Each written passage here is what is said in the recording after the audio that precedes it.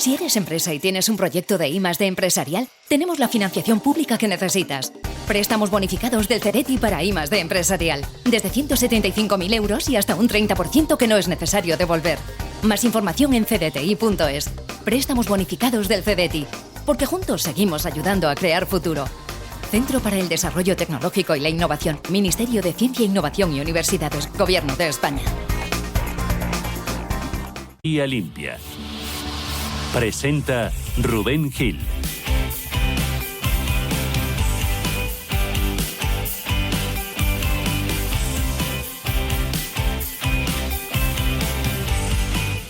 Muy buenos días a todos, bienvenidos a este encuentro sectorial del hidrógeno organizado por Ariema. Estábamos cuadrando los tiempos porque estas dos mesas redondas que vamos a presentar a continuación, esta es la primera que ya tenemos aquí sobre el escenario, tiene la peculiaridad de que la vamos a emitir en directo a la radio, porque todos los martes hacemos Ariema un espacio en Capital Intereconomía, en Radio Intereconomía, sobre hidrógeno. Así que qué mejor que aprovechar este magnífico escenario, estos magníficos ponentes que tenemos hoy con nosotros, pues para que también les puedan escuchar en la radio, en ese programa. Primera de las mesas de hidrógeno que vamos a presentar, en la que vamos a hablar de la producción de hidrógeno, que va a estar moderada por quien tengo aquí a mi izquierda, que es don Íñigo Fernández de Mesa, que es el vicepresidente de la COE. Don Íñigo, bienvenido, un placer. Buenos días, muchas gracias. Encantado. Él va a ser quien va a dirigir las preguntas a los ponentes, a nuestros invitados de hoy, que paso a presentarles, lo hago si les parece en orden.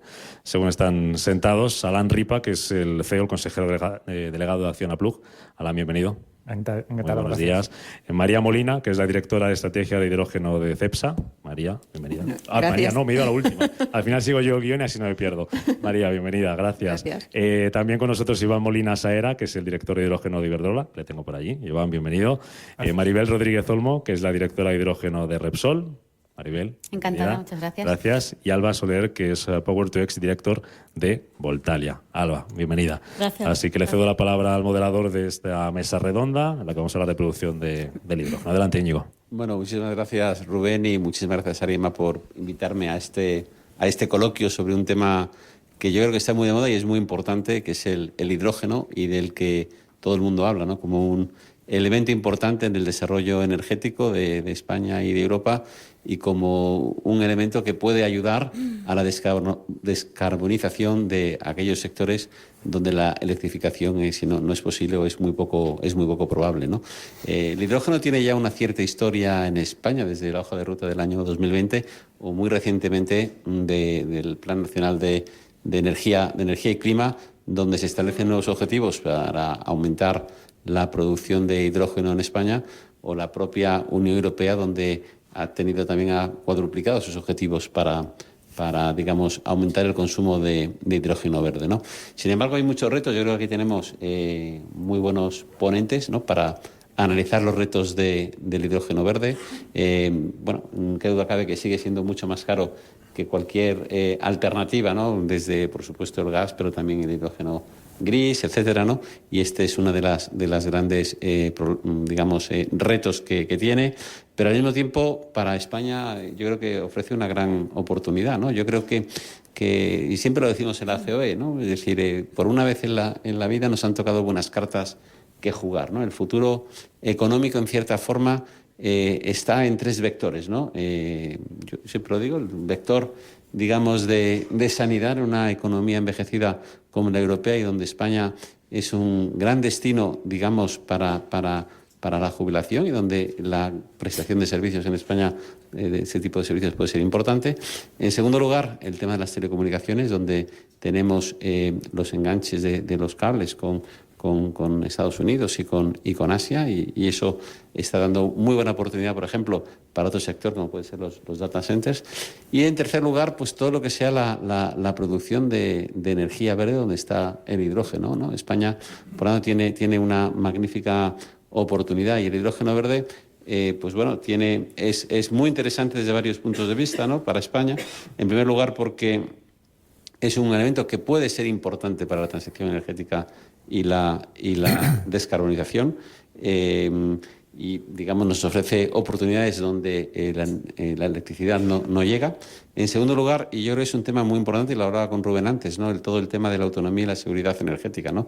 Cada vez interesa más a las empresas e interesa más a los inversores en los temas geoestratégicos, ¿no? Es decir, el no depender, digamos, de fuentes de energía en zonas que o bien pueden tener riesgos geoestratégicos o pueden ser causantes de rupturas, ¿no? Y en segundo lugar, la competitividad industrial para España, ¿no? Vamos a ser capaces de generar una fuente de energía a través de las renovables barata que impulse nuestra industria. Y aquí siempre está el debate de si es bueno las interconexiones para poder exportar nuestra energía barata fuera, o si es mejor que no las haya para que la industria se instale en España, ¿no? Particularmente nosotros somos partidarios más de unas fuertes interconexiones y de más Europa, que va un poco en camino de lo que pide el informe Draghi, ¿no? Pero bueno, yo aquí creo que tenemos unos interlocutores de lujo. Como decía, la energía limpia, España no solo, digamos, es capaz de producir la barata, porque tenemos buenos recursos para producirla, sino además tenemos magníficas empresas que son capaces de utilizar este fuente de recurso barato. La primera pregunta me gustaría hacérsela a Alain Rupert, CEO de Acciona Plug. Y ¿cómo aborda Acciona el reto de producir H2 verde de la forma más competitiva posible, ¿no? Como comentábamos, es una de las claves, ¿no? Que producir energía verde, hidrógeno, pero que sea competitivo. Bueno, muchas gracias por la invitación y por darme la posibilidad de participar en esta mesa. Bueno, nosotros yo llevo en Acciona 18 años, cuando analizamos la posibilidad de unirnos con Plug Power, vimos que tenía todo el sentido del mundo, ¿no? Porque al final, en una misma plataforma tenemos dos empresas líderes en lo que creemos que son las dos variables fundamentales que afectan al coste de producción. Por un lado, el precio de la energía renovable y, por otro lado, la tecnología y el CAPEX relacionado con el electrolizador, ¿no? Dicho esto, nosotros también, apalancándonos en el conocimiento de Acciona Energía por la parte renovable, entendemos que somos capaces de diseñar para un proyecto concreto la solución de energía renovable más competitiva posible, ya sea a través de una planta con una conexión directa, en forma hibridada, si es posible, solar más eólica, o también a través de PPAs de la red, ¿no? Y con Plug, aparte del electrolizador, obviamente también tiene otras aplicaciones para usos de logística, movilidad, a través de sus pilas de combustible, que también pueden dar un valor adicional o complementar esa demanda que sea para usos más masivos, ¿no? Y luego también nosotros, a la hora de llegar al mercado, tenemos dos tipos de proyectos. Unos en donde priorizamos la disponibilidad de energía renovable, con lo cual ubicamos la planta de producción de hidrógeno donde mayor recurso haya, a ser posible donde haya recurso eólico y solar, y para eso obviamente contamos con nuestros hermanos de Acciona Energía para optimizar esa planta. Y por otro lado tenemos los proyectos que llamamos on-site, o que son proyectos ya más para clientes, más diseñados a medida y que están ubicados normalmente en los puntos donde el cliente consume, ¿no? Yo creo, y por acabar mi parte en esta primera pregunta, para mí la energía renovable es clave. Es decir, yo creo que no va a ser solo un tema relacionado con el precio de la energía para ser competitivos, sino ya va a ser un tema relacionado con la disponibilidad de esa energía renovable que actualmente tiene que cumplir con los criterios que todos conocemos, de adicionalidad y de correlación, ¿no? Entonces creo que va a haber muy pocas empresas que puedan suministrar esa energía renovable. Y creo que tener Acciona Energía dentro, en esta joint venture, pues nos puede dar una potencial ventaja, ¿no? Muchas gracias. Sí, muchas gracias. Yo quisiera preguntar a Eva Molina, director de hidrógeno de Iberdrola, que es una gran compañía, además, muy activa en hidrógeno en España, pero también en otros países. ¿Cómo ve el futuro del hidrógeno? ¿Cuál es su visión del hidrógeno a nivel global y en España en particular? Bueno, pues siguiendo un poco con el argumentario de Alan, nosotros, dentro de nuestra estrategia de descarbonizar el sector eléctrico y electrificar la demanda, lo has dicho tú, en aquellos usos donde vemos que la electricidad no es solución, estamos apostando por el hidrógeno para descarbonizar esas actividades, ¿no? Y yo creo que el punto fuerte de Iberdrola es que hace 20 años ya apostamos por las renovables y hoy tenemos instaladas 43 gigas, ¿no? Y podemos poner a disposición de todos estos proyectos de hidrógeno estas energías renovables, ¿no? Entonces, bueno, para nosotros el el hidrógeno, pues hoy ya es una realidad, ¿no? Ya tenemos 2 proyectos que pusimos en marcha en el 2022, uno en Puertollano de 20 megas, que está consiguiendo la descarbonización del sector fertilizantes y que ya ha producido más de 1.000 toneladas, ¿no? Con lo cual, bueno, ya ese producto, nuestro cliente Fertiberia ya está consiguiendo fertilizantes verdes gracias a ese hidrógeno verde producido en Puertollano. Además, también en 2022 pusimos la planta de Barcelona de producción y dispensación de hidrógeno verde para los autobuses de la TMB, del Transporte Metropolitano de Barcelona, y a otros clientes que están apostando por la movilidad en base a ese hidrógeno, y que empezamos en aquel 2022 con 8 autobuses, que hoy, a final de este año, ya habrán 46, y bueno, ya nos hemos visto en la obligación de ampliar esa planta para poder suministrar hasta 60 autobuses. Con lo cual, bueno, ya se está moviendo, quizás más lento de lo que nos gustaría. Yo creo que yo he compartido mesa con algunos de vosotros aquí y, bueno, hace 2 años yo recuerdo que pensábamos que la foto hoy iba a ser mucho mejor de la que tenemos. Pero bueno, hay que ir dando pasitos, y yo creo que esos pasitos es fundamental que los impulse la regulación, ¿no? Las directivas, la regulación. Has hablado de la gran apuesta que está haciendo el PNIEC por el hidrógeno verde, ¿no? La ambición de 12 gigavatios en 2030, el sustituir el 74% del hidrógeno en la industria en 2030, más ambicioso que la Red 3, que habla del 42%. Bueno, pues todo eso, que está muy bien fijar objetivos ambiciosos, hay que traducirlo en regulación que impulse realmente esa demanda. Y un ejemplo claro es el proyecto que acabamos de tomar ahora en julio, decisión de inversión para una planta en Castellón, en la refinería de BP de 25 megas, que se ha tomado esa decisión de inversión gracias a la publicación de un decreto que aprobaba los multiplicadores para que las refinerías impulsen el hidrógeno verde. Y ya por último, bueno, pues poquito a poco, ya os digo que vemos que el futuro vamos avanzando en estos proyectos, y si va todo bien, en noviembre, diciembre pondremos en marcha en Benicarló, además en mi tierra, yo soy valenciano, un electrolizador para descarbonizar la industria química de los perfumes, la empresa IFF, descarbonizar su hidrógeno gris y convertirlo en hidrógeno verde. Con lo cual van habiendo proyectos, ya os digo, más a mi gusto más lento de lo que nos gustaría, pero bueno, la parte positiva es que los objetivos están ahí y son ambiciosos. A medida que caminemos con la regulación para de verdad conseguir esos objetivos, yo creo que los proyectos irán tomando decisiones de inversión. Muchísimas gracias. Vamos ahora con CEPSA, con CEPSA, con María Molina, que es la directora de estrategia de hidrógeno CEPSA, que también es un referente en España y donde está haciendo fortísimas inversiones en el sector. ¿Cuáles crees que son los factores claves para viabilizar un proyecto de hidrógeno? Pues yo destacaría varios, pero en primer lugar el proyecto tiene que ser factible y económicamente viable. Y para que sea factible, estoy totalmente de acuerdo con Alan y con Iván, como no puede ser de otra manera. Lo primero es tener acceso a energía renovable a precio muy competitivo. Esta energía renovable puede ser por conexión directa o con acceso a la red, pero al final es de alguna manera la clave. Por otro lado, es clave también la infraestructura que tengas. La ubicación estratégica es fundamental porque tienes que tener acceso no solo a la energía, pero tienes que tener terreno, tienes que tener acceso a agua. Debes estar situado en un entorno industrial que permita que el proyecto tenga al menos un cierto porcentaje de sus clientes locales, lo que al final lo va a hacer más costo eficiente.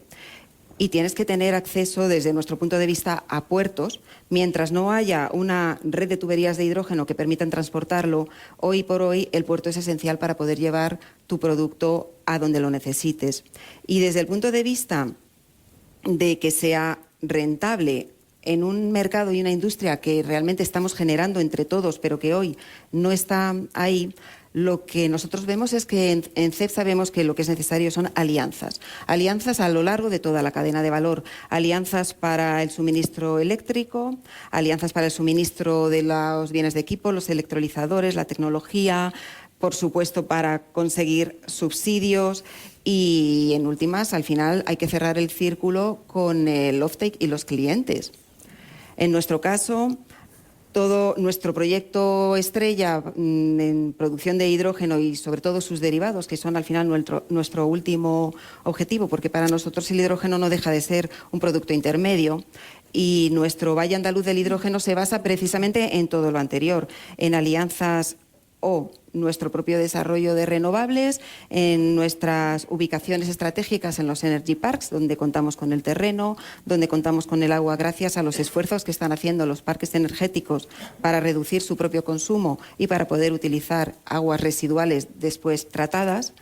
Contamos además con un primer cliente, que somos nosotros mismos, que vamos a necesitar descarbonizar el parque energético y la petroquímica, pero también los clientes de nuestro alrededor. Y, por supuesto, al final, nuestro objetivo último, que es descarbonizar al resto de clientes. En particular, nosotros somos el primer suministrador de combustible marino de España, y nuestros clientes nos están demandando lo que para ellos va a ser el futuro, el metanol verde y amoníaco verde, y eso es lo que nos va a permitir, desde la ubicación en los puertos, el poder suministrarles, igualmente transportarlo a Centro Europa a través de nuestro corredor marítimo de hidrógeno verde.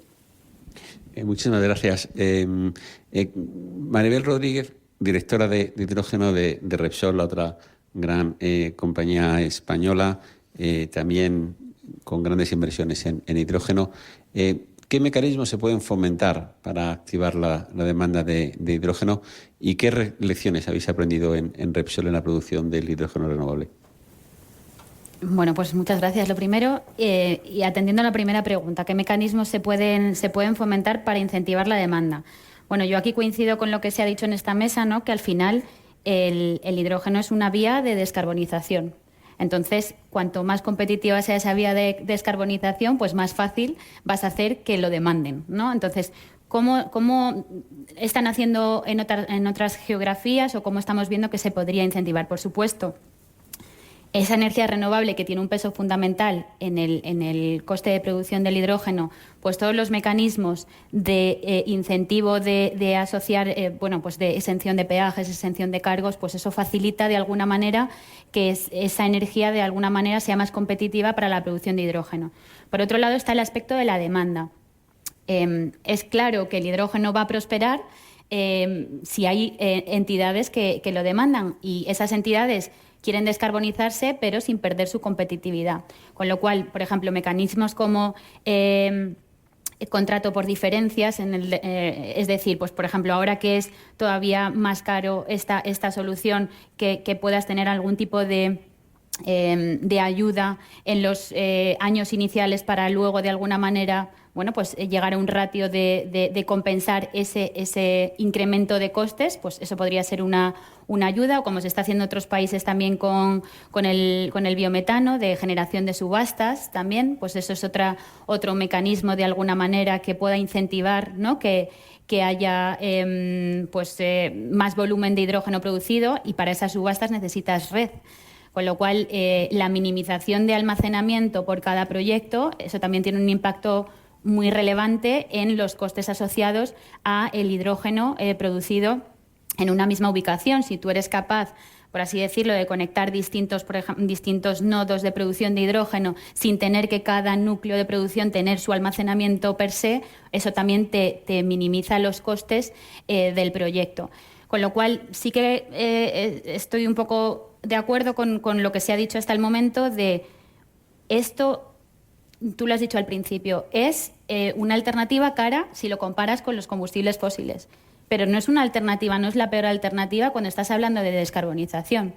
No es la peor alternativa, pero tienes que incentivar que esa alternativa compita con otras alternativas de descarbonización.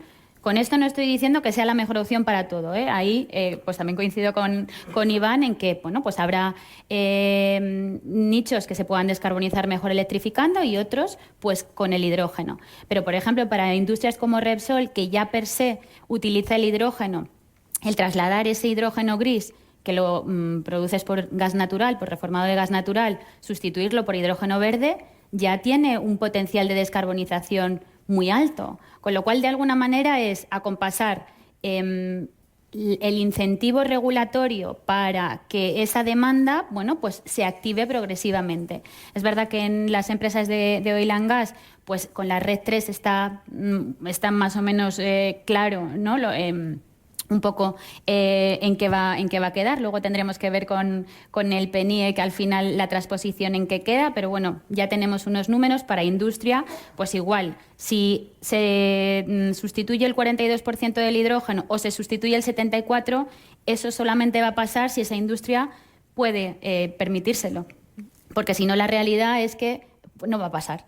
Entonces, ahí yo creo que debemos acompasar pues esas regulaciones de alguna manera que penalicen que no te descarbonices, con esos incentivos también que te ayuden, por lo menos al principio, a descarbonizarte sabiendo que vas a tener que pagar un extra coste por ello. Muchas gracias. Siguiendo con este argumentario, ¿no? Y yo quisiera preguntarle a Alba Soler de Voltalia, que efectivamente, como viene a comentar Maribel, pero también María, que una de las problemáticas de la falta de producción de hidrógeno verde en volúmenes sustanciales en la actualidad es la falta de un claro caso de negocio que cierre el gap entre el coste de producción del hidrógeno verde y el precio que el off-taker está dispuesto a pagar, ¿no? ¿Qué se puede hacer para superar esta problemática e incentivar los proyectos de producción de hidrógeno verde? Muchas gracias por la pregunta. Efectivamente, una de las razones por las que no está habiendo muchos FIDs, y lo estamos todos viendo, ¿no? Hay más razones, pero una de ellas es que actualmente es muy difícil cerrar el gap, ¿no?, entre el coste de producción de ese hidrógeno verde y lo que el off-taker está dispuesto a pagar, porque obviamente es bastante más caro que el hidrógeno gris. Eso es un hecho y estamos todos conscientes de ellos. Hay formas de ayudar, como está viendo con los fondos europeos, el Hydrogen Bank, ayudas a nivel país, pero eso es verdad que, bueno, es solo al comienzo, durante 10 años, y no está indexado. Me refiero, es una forma de ayuda al principio, pero tú tampoco puedes basar todos tus casos de negocios asumiendo que siempre vas a tener ayudas, porque no va a ser el caso. Eso está claro. Entonces, en Voltalia lo que estamos intentando es, como han comentado mis compañeros, y es obvio, ser súper eficientes en el coste de producción de ese hidrógeno. Cuanto más lo consigas minimizar, y obviamente lo que quieras de rentabilidad para tu proyecto, porque como toda empresa privada no quieres perder dinero, obviamente, poder pedir el menor precio posible a ese hidrógeno. Y ahí estamos trabajando mucho en economías de escala que puedan ayudar a bajar ese coste. Buscar terrenos donde tengas un acceso muy bueno a condiciones solares, eólicas, que se acoplen súper bien. Optimizar muy bien entre la parte upstream, downstream. Por primera vez, ¿no?, los ingenieros químicos y eléctricos están hablando y se tienen que hablar mucho. Son dos mundos distintos, pero que ahora mismo vienen a ser uno. Y de esta forma intentar minimizar al maximísimo esos costes de producción. A futuro, los capes de electrolizadores de toda parte de renovables bajarán, pero a día de hoy todavía están altos, ¿no? Entonces, si quieres encontrar un caso de negocio y cerrar un contrato con un off-taker, la única forma es ser súper eficiente en la producción y negociar un contrato a largo plazo. Me refiero, estamos hablando de contratos a largo plazo que te permitan una seguridad en tu inversión, que puedas estar seguro que durante 20-25 años vas a tener recuperación de tu inversión. Eso también es súper crítico a la hora de cerrar un negocio con un off-taker. Gracias por la respuesta a los 5. Vamos relativamente bien de tiempo, así que os voy a hacer, si os parece, dos preguntas a cada uno. Así que las contestamos de la manera más rápida posible. Empezamos, si os parece, por Alain y seguimos este orden. Os quería preguntar por el papel de España como exportadora de hidrógeno. Si, como decía Íñigo al principio en su introducción, tenemos de verdad esta vez sí las cartas buenas, o no. El papel de España como gran exportadora de hidrógeno, si tenemos suficiente potencial para satisfacer nuestras necesidades y además para exportar fuera. Y si consideráis que no es así, ¿qué haría falta para favorecer que eso sea así y que España pueda ser un jugador relevante en el ámbito de la exportación de hidrógeno. Alan. Bueno, yo creo que antes que esa pregunta creo que hay otras que hay que resolver, que obviamente creo que están todas enfocadas a ver cómo reducimos ese gap del que todos hemos hablado, ¿vale? Dicho lo cual, yo soy más partidario de descarbonizar primero España con nuestro hidrógeno y atraer a la industria que necesita descarbonizarse antes que exportar ese hidrógeno fuera, ¿vale? Entonces, y aparte, creo que no sé cuánto en la Call for Interest que hizo Anagas, que asumía pues un coste más o menos de la red troncal y del H2M de 6.000 millones. Vamos, con eso, con 6.000 millones, tú puedes financiar un gap de 4 euros el kilo para 1 gigavatio durante 10 años. O sea, es una barbaridad, ¿vale? Entonces, yo creo, mi opinión es que primero hay que descarbonizar España y luego ya veremos qué pasa con la exportación. Pero sabiendo que es mejor atraer la industria a que venga aquí y que el acero verde se produzca aquí, a que exportemos el hidrógeno fuera y que el acero verde se produzca fuera. Esa es mi opinión. Y por el tema de si tenemos potencial, yo creo que el potencial en este caso, o sea, hay energía renovable, tenemos empresas con mucho conocimiento, tanto en la parte de renovables como off-takers, pero yo creo que el potencial va a estar definido en función de cuánto el gobierno sea consciente del dinero que hace falta para reducir ese gap. Y en la medida en que el gobierno, en este caso de España, ponga el dinero que hace falta, el potencial será mayor. Yo estoy de acuerdo con él en el sentido de que, si estuviéramos hablando de un país que no tiene potencial industrial y no tienes manera de utilizar ese hidrógeno, bueno, pues tu valor añadido es producirlo a precios muy competitivos y exportarlo allá donde lo puedan utilizar para hacer industria, ¿no? Por así decirlo. Pero la realidad es que España también tiene ese potencial industrial y además necesitamos descarbonizarnos. Y además, nosotros, por lo menos en todos los estudios que hemos hecho produce el hidrógeno de alguna manera a corta distancia, y con esto no quiero decir que sea al lado del consumidor, puede haber una tubería de por medio, pero es radicalmente diferente el coste, o sea, el precio final hacia el cliente de adquisición de ese hidrógeno si tú lo produces y lo transportas si acaso por tubería, a que si tú lo tienes que transformar en un carrier, llevarlo a otro lugar y luego volver a transformar ese carrier. Con lo cual, si tenemos la opcionalidad de utilizar este hidrógeno en esas fases iniciales para descarbonizarnos nosotros, que además nos hace falta, y ya de paso atraer más industria para que haga su industria, su acero verde, su descarbonización aquí en España, pues yo creo que ya ganamos por partida doble. Estoy parcialmente de acuerdo. Es verdad que a corto plazo tiene mucho sentido estar cerca de donde está tu centro de consumo, ¿no? De ese hidrógeno, por supuesto que duda cabe, ¿no? Pero también creo que quizá ya más a medio o largo plazo va a haber otras geografías en el mundo que van a competir mucho con Europa y con España, ¿no? Porque ya lo estamos viendo, por ejemplo, en Voltalia estamos haciendo un esfuerzo grande en desarrollar proyectos de hidrógeno verde en Egipto y en Brasil. Pensamos que son geografías con mucho potencial porque tienen costes muy bajos de producción, muchos terrenos. Brasil tiene una red de más del 90% de renovables donde tú te conectas a la red y ya estás cumpliendo con la regulación europea. Es cierto lo que Maribel dice, claro, luego si te lo quieres traer a Europa, ojo, porque te lo tienes que transformar a amonia, transportarlo, pierdes eficiencia, más costes, está claro, no lo discuto. Pero sí pienso que va a llegar a ser muy un rival fuerte, porque estamos viendo que esos países son capaces de producir a mucho más bajo coste que puede ser en Europa. Bueno, yo lo que veo es que cuando llamamos transportar hidrógeno o exportar hidrógeno, yo no lo veo el hidrógeno transportado ni exportado en forma de hidrógeno, efectivamente. Obviamente, lo más eficiente es primero vamos a descarbonizar lo que tenemos al lado, pero la realidad es que nuestro potencial en España de producir energía eléctrica renovable y con ella y a partir de ella el hidrógeno renovable y sus derivados nos están llevando a que la industria ya está viniendo aquí y vamos a necesariamente a exportarlo. En el caso concreto de Cepsa, sí va a ser en forma de amoníaco, pero es que ya tenemos socios que han dejado de invertir en Europa, que están cerrando sus plantas de amoníaco en Europa, porque no pueden producir amoníaco renovable y van a producir en Algeciras amoníaco renovable con nosotros, y ese amoníaco, una parte irá a descarbonizar el transporte marítimo que tenemos en la puerta, pero yo creo que también acabará yendo, y para eso tenemos el corredor, porque ya estamos viendo una demanda futura de ese amoníaco, y a eso yo lo llamo exportar hidrógeno. Claro, es amoníaco. Es ahí, amoníaco, claro, efectivamente. No está luego la parte de craquea ese amoníaco para volver a tener ese hidrógeno. Ese amoníaco con un uso como amoníaco, porque efectivamente la parte de craquear el amoníaco, pues ya la veremos o no. Pues, a ver, yo creo que esto de ser el último tiene sus ventajas. Yo pienso que sin duda tenemos una capacidad exportadora que supone una oportunidad histórica. ¿Y por qué? Porque tenemos un recurso renovable que es el mejor recurso renovable de toda Europa.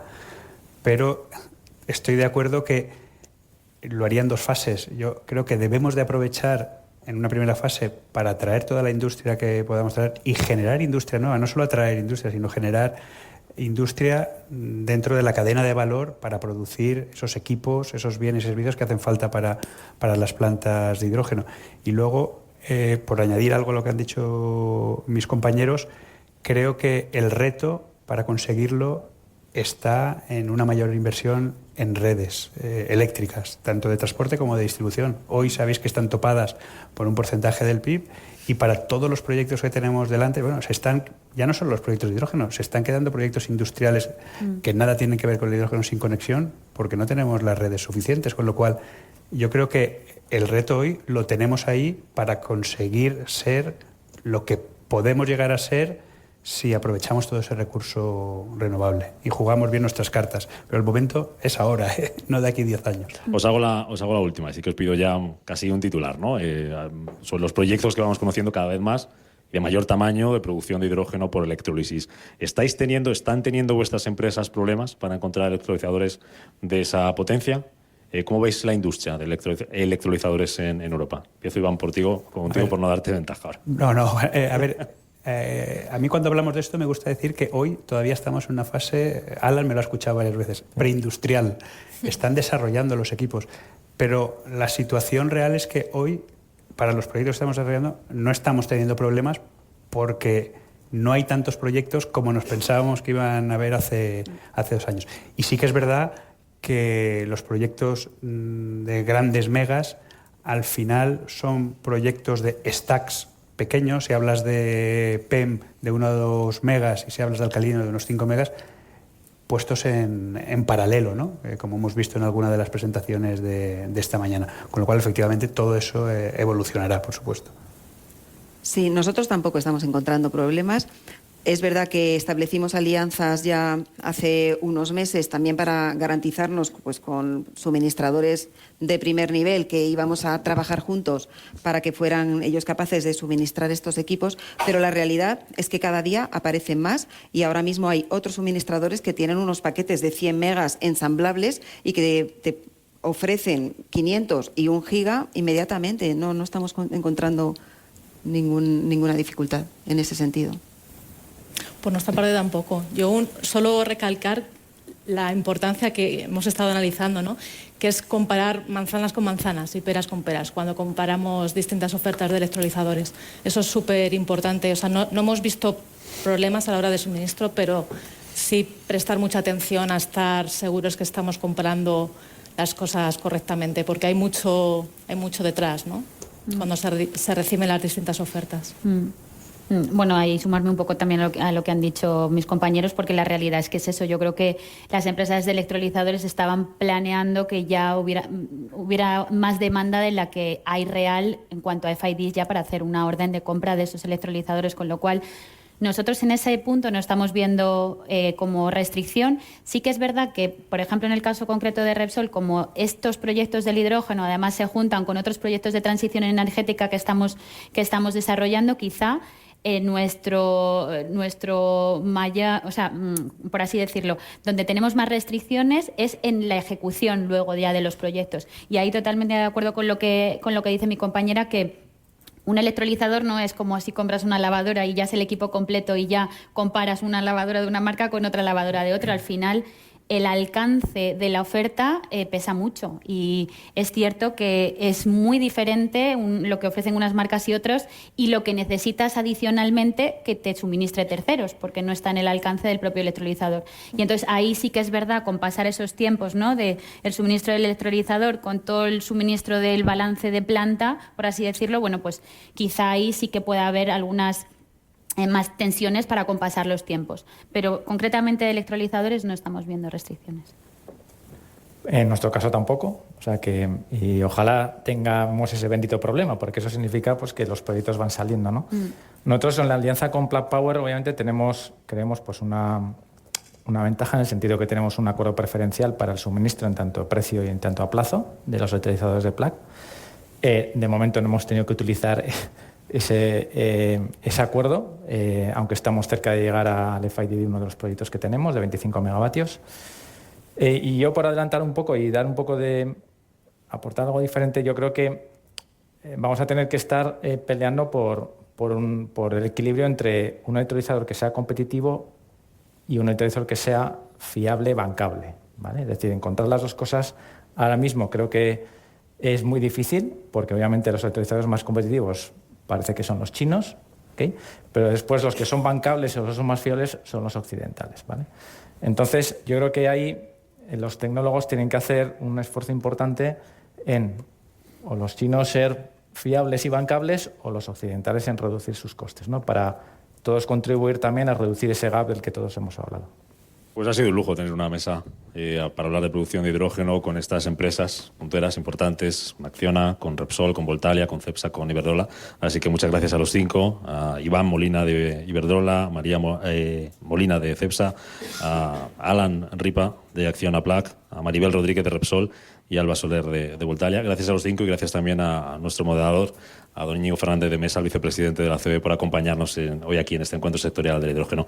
Gracias a todos. Muchas gracias. Invito mientras hacemos el cambio de mesa a Rafael Luque, al CEO de Ariema, para que suba a darnos las pildoritas, ¿no?, de conclusiones de lo que nos tenemos que llevar a casa de esta mesa. Vamos haciendo mientras el cambio. Gracias. En 2024, Naturgy reunió a un equipo experto en energía. Su misión, ayudarte a ahorrar, sea cual sea tu energética. ¡Esa nevera está demasiado fría!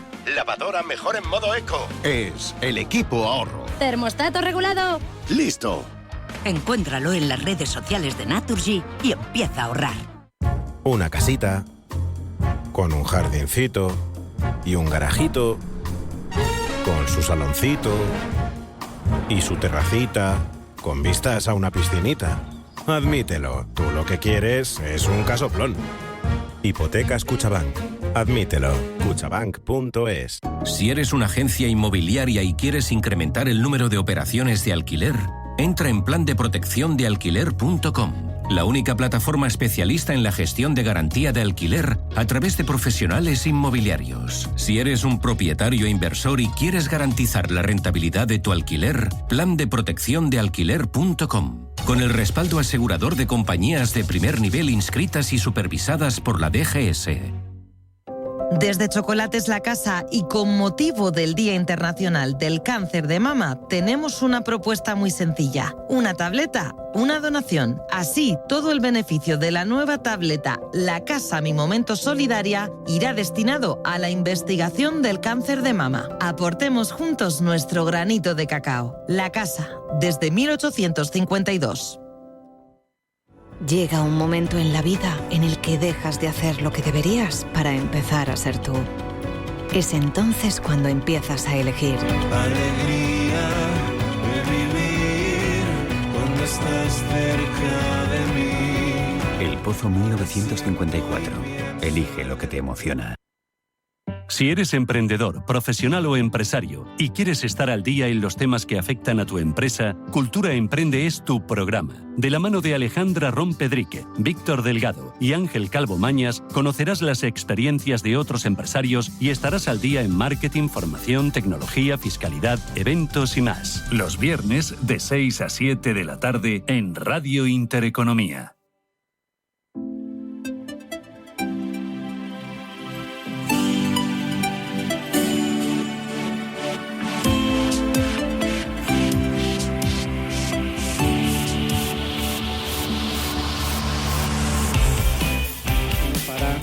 combinar y ayudar a descarbonizar todas esas industrias que por la vía solo de la electrificación es complicado. También muy interesante lo que han destacado muchos ponentes de la fortaleza de España en renovables, en la doble vertiente. Tenemos mucha energía renovable, no solo solar, que hay buena, mucha y potencialmente barata, sino posibilidad de combinarla con eólica para tener el mix que nos dé producción de hidrógeno durante más horas, sino la fortaleza de tener un buen sector empresarial que incluye muchas empresas con amplia experiencia en renovables que pueden ayudarnos a hacerlo bien aquí y a exportar servicios y productos fuera de España. Otro enfoque interesante es el que planteaba María Molina, de qué hace falta para un proyecto exitoso de hidrógeno. Por supuesto, renovables y agua, también disponibilidad de terreno, que no en todos sitios es fácil, y el cliente, el off-taker, que se dice últimamente en el sector. Pero todo ello combinado con infraestructura. Y aquí en las infraestructuras, pues en algunos casos, como en Cepsa, apuntan más a los puertos, en otros casos, como en Iberdrola, apuntan a la red eléctrica. Efectivamente, la red eléctrica tiene que mejorar para facilitar el despliegue del hidrógeno verde. Y ese despliegue apuntaban también nuestros ponentes que se va a producir en dos fases. Una primera fase con un despliegue de producción de hidrógeno verde más en enfoque local y facilitando producción industrial baja en carbono, lo cual puede ser una manera de atraer industria a España y de potenciar la industria que ya está presente en nuestro país.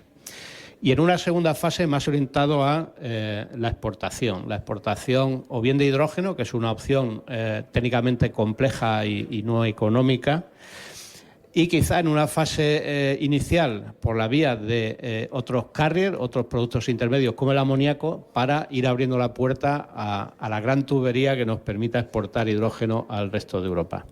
Y por último, parece ser que de momento no hay escasez de electrolizadores porque se ha retrasado respecto a las previsiones el despliegue de hidrógeno verde. Bueno, pues vamos continuando, Rafa, si te parece, y vamos con enseguida, en cuanto estén ya por aquí nuestros invitados, con esta segunda mesa de debate en este Meliac Castilla, que no hemos dicho que estamos aquí en directo haciendo este programa para Intereconomía, para nuestro espacio H2 Intereconomía. Que vayan subiendo cuando puedan los invitados, no se preocupen, ya tenemos a uno de ellos aquí sentado. Vamos a hablar de movilidad. Rafa Luque, por hacernos un poco de introducción, porque es importante lo que vamos a hablar en los próximos minutos. A ver. Bueno, la aplicación de movilidad tiene una ventaja respecto a aplicaciones industriales, y es que en movilidad la alternativa al uso de hidrógeno tiene ya de por sí un precio que permite tener la esperanza de que lleguemos con más margen. Hoy tenemos aquí a Miguel Ángel Alonso. Miguel Ángel es ya un veterano del sector y es en ALSA el responsable de hidrógeno, además de director de Ingeniería y Oficina de Fondos Europeos. Con lo cual, vamos a ir directos al grano y a preguntar a Miguel Ángel su opinión sobre qué barreras están haciendo que no sea todo lo rápido que pensábamos el despliegue y el uso de hidrógeno, en particular en movilidad. Primero, buenos días y muchísimas gracias por la invitación desde ALSA. En este caso, para nosotros, creo que se me escucha. Sí, cojo el micrófono. Para ALSA, esto del hidrógeno no es algo nuevo. Ya llevamos aproximadamente más de 4 años trabajando con el hidrógeno. ¿Por qué? Porque creemos que el hidrógeno es una de las soluciones de descarbonización. En nuestro caso, solamente para que os hagáis una idea, ALSA en España tiene unos 4.500 vehículos, de los cuales máximo unos 1.200 son urbanos. Y si centramos el tiro solamente en una descarbonización a través de vehículos cero emisiones en el tubo de escape, que es una de las formas que se está midiendo ahora mismo, nosotros abogamos por una neutralidad tecnológica y que quizás se mida más a nivel global, pero si centramos el tiro en cero emisiones en el tubo de escape, ¿qué tenemos? Básicamente dos soluciones. Una solución que es eléctrico de baterías y una solución que es eléctrico de pila de combustible ahora mismo. Y en esa solución nosotros, en nuestra idiosincrasia de empresa, daros cuenta que de esos 4.500 vehículos, 1.200 solamente son urbanos.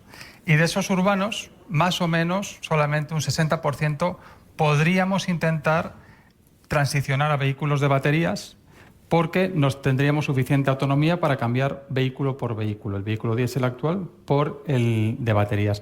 Pero para el resto del 40% de vehículos urbanos y todo el resto de vehículos de metropolitano, regional y largo recorrido, transporte de pasajeros, no tenemos solución, ni va a haber solución desde nuestro punto de vista por las pruebas que estamos haciendo con baterías. Con lo cual, ¿por qué es tan importante el hidrógeno? Porque para poder transicionar en los próximos años a vehículos 100%, en este caso cero emisiones, en el tubo de escape necesitamos el hidrógeno, tan sencillo como eso. Con esa visión que tuvimos hace unos años, empezamos a probar esta tecnología. Y la tecnología se probó de una forma clara, con vehículo. Hicimos una primera ruta del hidrógeno durante 2 años por todas nuestras operaciones de urbano, porque a fecha de hoy solamente hay solución de vehículo urbano de pila de combustible, no tenemos autocares todavía. Y a partir de ahí vimos que la solución funcionaba. No es una solución nueva. La pila de combustible de Toyota, de Ballard o de Hyundai funciona desde hace décadas ya. Ahí vimos que la solución funcionaba y pedimos nuestro primer vehículo, en este caso de hidrógeno, para Madrid. En Madrid tenemos ya 2 vehículos operando desde hace ya 3 años y 2 que empezamos este año en Zaragoza. Son, el caso de Zaragoza, una operación 100% de hidrógeno entre el aeropuerto y la ciudad. Y en el caso aquí de Madrid estamos en el consorcio en la zona de Torrejón. Con lo cual, nosotros ya el hidrógeno lo tenemos integrado en nuestra operación. ¿Y por qué es tan ideal para nosotros el tema de hidrógeno? Porque tiene 2 elementos principales. La operativa no la cambiamos con respecto a un vehículo diésel. El tiempo de recarga son más o menos, dependiendo de 10 minutos, aproximadamente 10-15 minutos. Y luego tenemos la otra variable, que es que la autonomía para el mismo tipo de vehículo es el doble que un vehículo eléctrico de baterías, con unos 400, 500, incluso 600 kilovatios hora embarcada. Con lo cual, a nivel operativo, nos es muy viable y la verdad es que están funcionando perfectamente lo que es la solución, en este caso, de pila de combustible. Además, el hidrógeno nos da dos vertientes más a medio y largo plazo que ya estamos trabajando, que son vehículos, en este caso, con motor de combustión interna de hidrógeno, que ya hay desarrollos. Y la tercera vía, que esa es la que, por eso digo que hablaba solamente de vehículos de emisiones, sería la de combustibles sintéticos. A partir de ahí, ¿cuáles son las limitaciones que hemos encontrado? Básicamente, CAPEX, los vehículos, lógicamente, esa transición tiene un coste en cualquier nueva tecnología, el precio del vehículo, tiene un factor más o menos de, ya se ha reducido, pero del doble de un vehículo diésel actual o diésel híbrido, con lo cual sí que hemos visto con los vehículos, en este caso de hidrógeno, sí que ha habido una bajada de precio porque no estás cambiando autonomía por precio, cosa que en los vehículos de baterías pues finalmente no baja el precio porque lo estás cambiando, en este caso, por autonomía. El tema de la red de distribución, que está por desarrollar, básicamente, y luego principalmente un tema de posibles continuidad de las ayudas que hemos tenido hasta ahora, que hay que alinear lógicamente de diferentes ministerios, pero que vemos que eso necesitamos una certidumbre a futuro para poder transicionar a esta nueva tecnología. Luego, si necesitas ampliar, ampliamos. Tenemos una edición en directo de 5 minutos, me dicen mis compañeros, así que para que podamos sonar todos en la radio, esta primera pregunta que os lance Rafa Luque la hacemos en 1 minuto cada uno. Luego tenemos un ratito más aquí, así como se dice en petit comité, para que nos podamos explayar, pero para que podáis sonar todos en el programa. Así que venga, Rafa, adelante. Un minutito cada uno, ¿eh? Petit comité de 80 personas. Sí, bueno.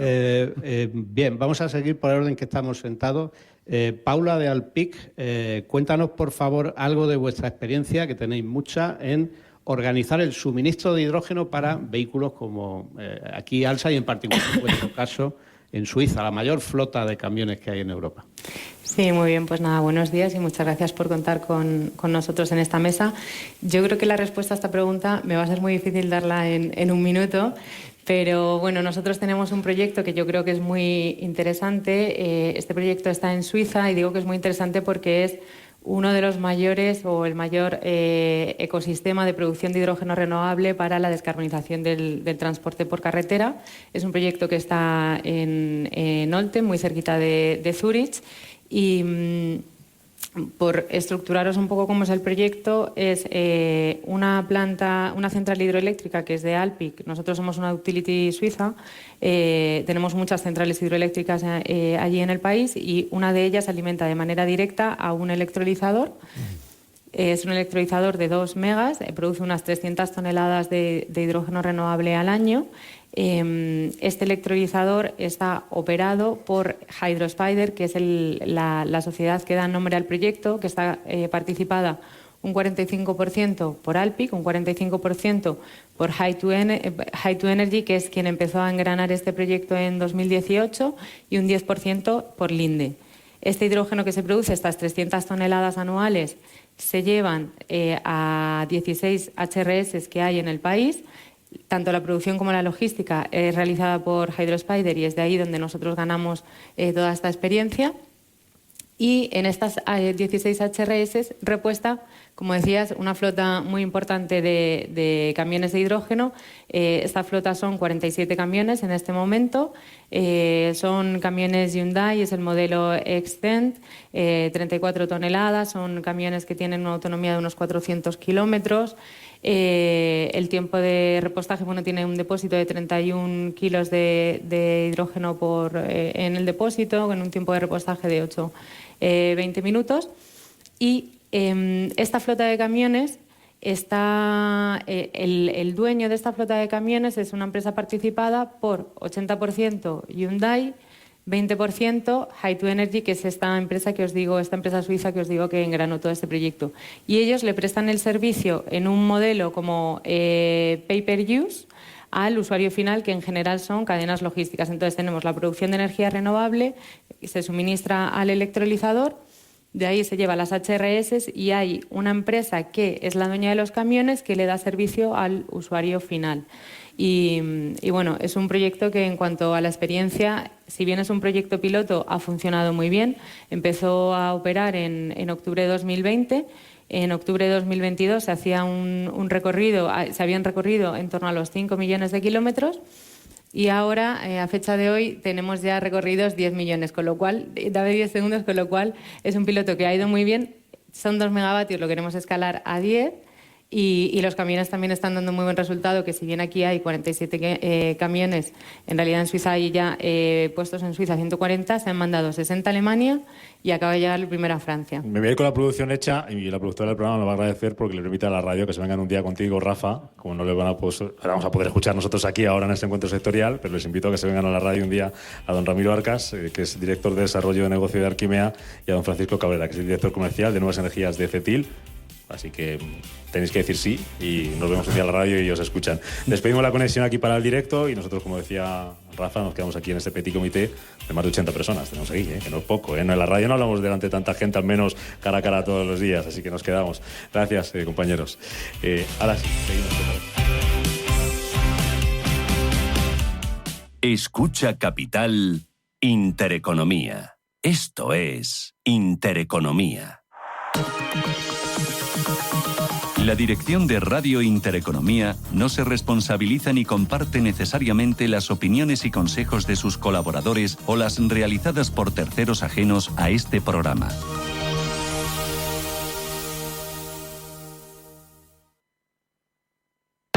Está pasando, te lo estamos contando. La economía en tus manos. Capital Intereconomía, de lunes a viernes con Susana Criado.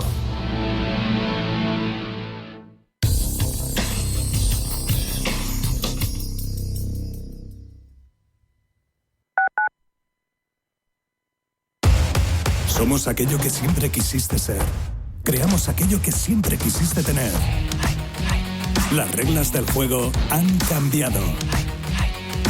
Somos traders. Operamos. Black Bear Broker. El broker de los traders.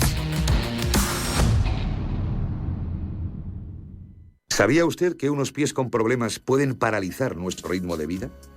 Le proponemos una solución indolora, con una mínima incisión y con anestesia local aplicando las técnicas más avanzadas en cirugía del pie. Clínica Jiménez, calle Alcalá 378. Diagnóstico gratuito, 91 367 0071.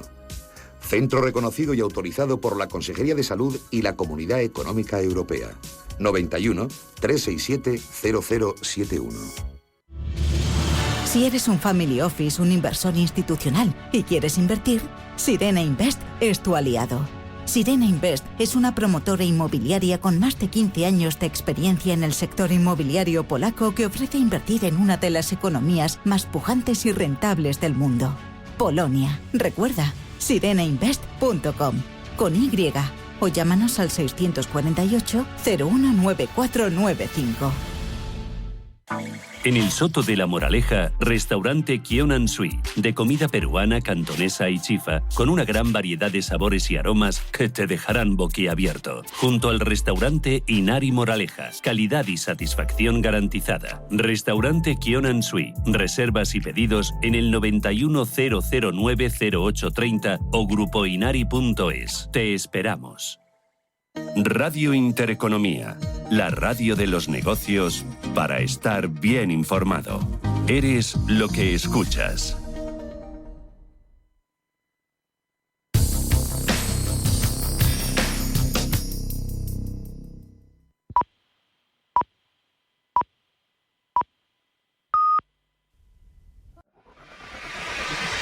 Si eres empresa y tienes un proyecto de I+D empresarial, tenemos la financiación pública que necesitas.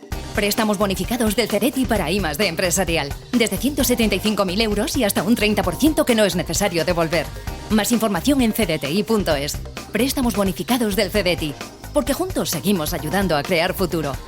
Centro para el Desarrollo Tecnológico y la Innovación. Ministerio de Ciencia, Innovación y Universidades. Gobierno de España.